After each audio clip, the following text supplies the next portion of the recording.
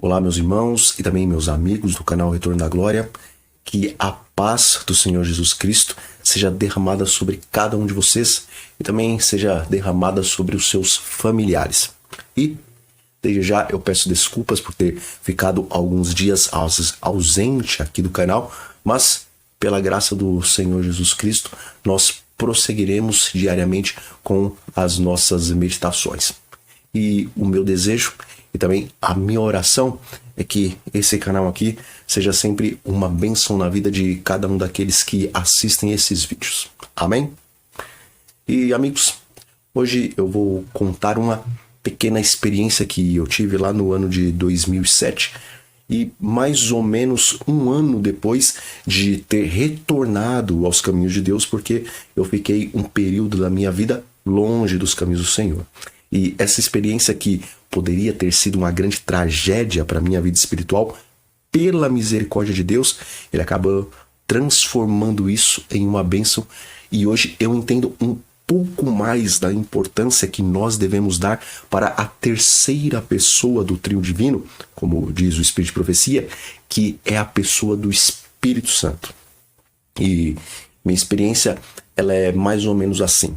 Depois que eu voltei à igreja, lá no início de 2006, não demorou muita coisa para que eu começasse a ler sobre a reforma alimentar. E aí, gradativamente, eu fui fazendo ali as mudanças. E quando nós não fazíamos em casa o pão integral, então eu ia numa padaria perto de casa que vendia ali um pãozinho francês integral. E mesmo que não era tão integral assim, ele acabava sendo melhor do que aqueles pãezinhos brancos convencionais. E aconteceu que um dia, quando eu estava voltando da padaria e já estava ali bem perto de casa, eu ouvi, meus irmãos, nitidamente uma voz aparentemente calma e também suave que me disse que o Espírito Santo não era Deus. Bom, na mesma hora, eu percebi que não era uma pessoa que tinha falado comigo, mas era sim uma voz sobrenatural. E quando eu estava quase acreditando que tinha sido um anjo de Deus que falou comigo, no mesmo instante, amigos, Deus abriu os meus olhos e eu pude ver que quem na verdade havia dito aquelas palavras não era um anjo do Senhor, mas era um espírito imundo. E meus irmãos, eu louvo grandemente a Deus por esse livramento e por ele ter aberto os meus olhos e ter me dado entendimento, porque depois dessa experiência, logo no sábado seguinte, aconteceu que na igreja que eu frequentava, durante a pregação, o irmão se levantou falando justamente contra a pessoa e a divindade do Espírito Santo. E essa pessoa que se levantou lá na igreja, ela era sim uma pessoa que tinha uma certa influência dentro dos membros, dentro do nosso grupo. E depois dele ter dito isso, aí não passou muito tempo para que um grupo de umas 7 ou 8 pessoas começassem agora a se reunir e com o propósito justamente de falar mal e rebaixar a doutrina do Espírito Santo. E cerca de 3 a 4 meses depois disso ter começado, todos esses irmãos decidiram sair da igreja e pouco tempo depois, todos eles perderam a fé em Cristo e deixaram de ter contato com a palavra de Deus. E se não fosse pela misericórdia do Senhor, e se naquele dia Deus não tivesse me revelado que na verdade foi um demônio que me disse que o Espírito Santo não era Deus, então provavelmente eu teria aceitado aquelas palavras e estaria sendo hoje contado entre aqueles que deixaram a igreja e que se afastaram também das Sagradas Escrituras. Mas, como eu sempre costumo dizer aqui nos vídeos do canal, e também como está escrito em Romanos 5, no versículo 20, onde abundou o pecado, superabundou a graça. E naquele mesmo dia que eu tinha escutado aquele espírito imundo dizendo que o Espírito Santo não era Deus, eu comecei então a estudar profundamente, tanto nas Sagradas Escrituras como também no Espírito de Profecia, sobre a pessoa e sobre a obra do Espírito Santo. E a partir daquele dia, meus amigos, eu comecei a orar diariamente pelo batismo do Espírito Santo em minha vida. E, meus irmãos, isso que eu vou falar agora não é uma regra que eu estou propondo para vocês, mas na verdade é apenas a minha experiência pessoal e que eu me sinto confortável em compartilhar ela com vocês. E acontece que depois daquele dia, eu decidi ter então um relacionamento individual com cada uma das 3 pessoas que formam o trio celeste. E embora, é claro, as minhas preces elas são direcionadas ao Pai em nome do Senhor Jesus Cristo, a partir daquela experiência, eu procuro agora no decorrer do meu dia conversar especificamente com o Pai, com o Filho e também com o Espírito Santo sobre diversos assuntos. E isso tem me aproximado mais do Deus triuno.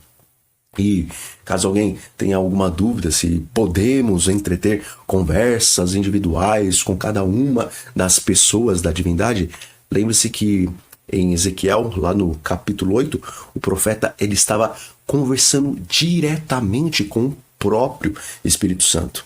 E também nos 4 evangelhos do Novo Testamento nós vemos que os discípulos e também o povo, eles falavam diretamente com o Senhor Jesus.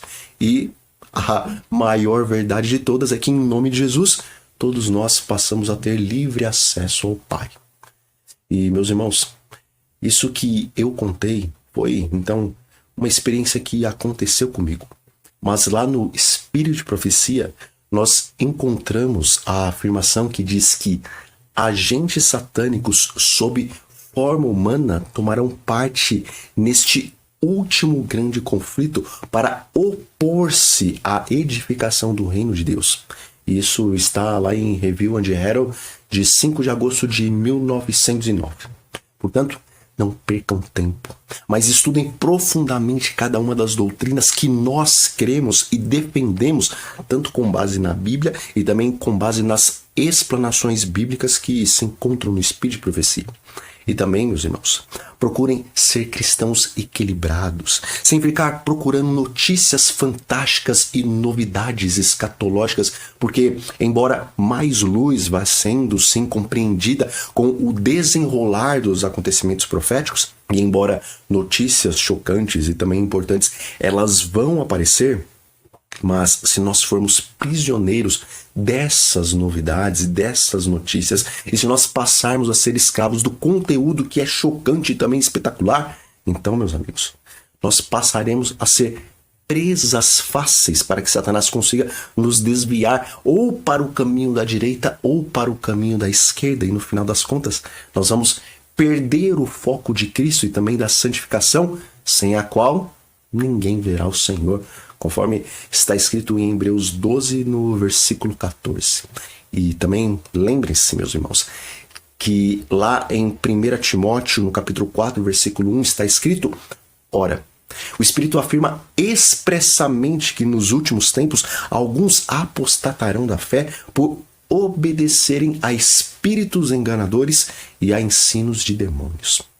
E sendo que Satanás sabe que existe um povo que tem a mensagem para os últimos dias e que prega as 3 mensagens angelicais de Apocalipse 14, que na verdade formam o evangelho eterno que deve ser pregado a todo mundo para que venha ao fim.